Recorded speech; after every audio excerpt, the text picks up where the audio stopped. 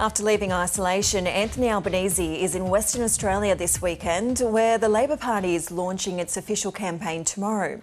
It's the first time a major party has chosen Perth to be the site of its campaign launch, which Labor is hoping will sway some seats in their favour at the upcoming election. Political reporter Noor Haider is following Labor's campaign. In his first trip to Western Australia during the election campaign, Anthony Albanese is pledging $125 million to manufacture electric buses here in Perth. Walk around here. The commitment will be matched by the state government, and Labor says it'll create 100 new jobs. There you go. And help transition hundreds more to cleaner technology. How simple is this? I'm very pleased that we've agreed to partner with the WA McGowan government to deliver 130 electric buses made here. A core part of my pitch to the Australian people is making more things here. I saw that pool arrangement kick in there. Yeah. This is the small pool. Appearing side by side with the party's former leader, Bill Shorten, the pair announced a Labor government would launch a royal commission into the unlawful Robodebt scheme if elected.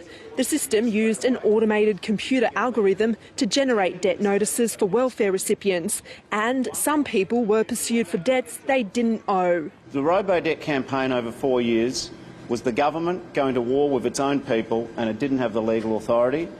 Labor's put forward our proposal for terms of reference. We'll consult so we have them in place before Christmas of this year if we are to be elected.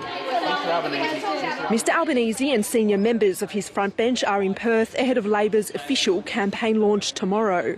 I think putting Western Australia at the centre of our campaign launch sends a message that I want to be the Prime Minister for the whole of Australia.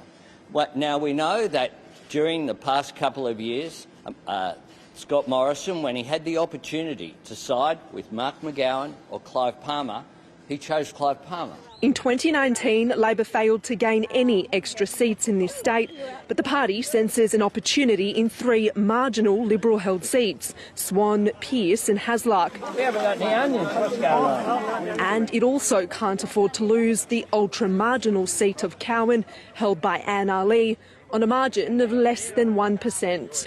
At the last state election, Mark McGowan had a thumping victory, decimating the Liberals. Federal Labor will be hoping some of his popularity rubs off on Anthony Albanese to help Labor boost its chances at the next election. We're at the halfway mark of the federal election campaign this weekend, with Labor in Perth for its launch tomorrow and the Morrison camp in Tasmania today. The coalition has announced a $10 cut to all PBS medicines if re-elected after it was mistakenly revealed as a budget measure last month. Political reporter Henry Bello is with the Prime Minister. At the end of a week where the cost of living has dominated political discussion, the Prime Minister announcing plans to make medicines like those in this pharmacy cheaper.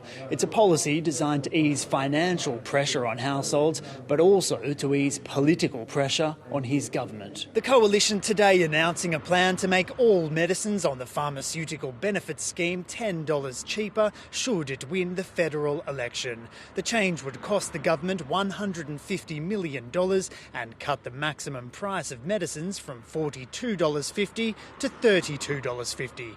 This will save patients taking one medication a month, just as we heard here today, $120 a year.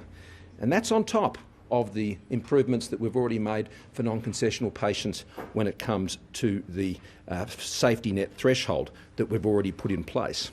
And this is going to be important for people to deal with those additional pressures. The policy was mistakenly announced by 2 coalition ministers immediately after the budget, despite the money not actually being in the budget. It was an error which was acknowledged at the time. Labor sensing a political motive, questioning why the announcement was made, taken back and now announced again today. The Shadow Finance Minister not yet saying if Labor will also make the same commitment.